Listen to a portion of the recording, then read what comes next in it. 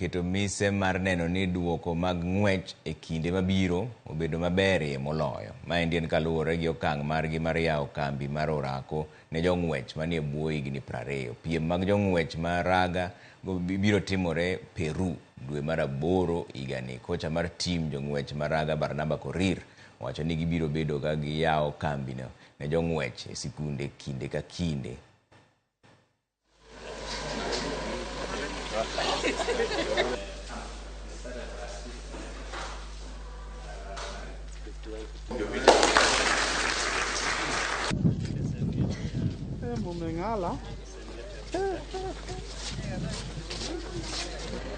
We started the camps in August last year, and then of course December, and now we are at the third time having the camps, and we have realized the importance of these camps.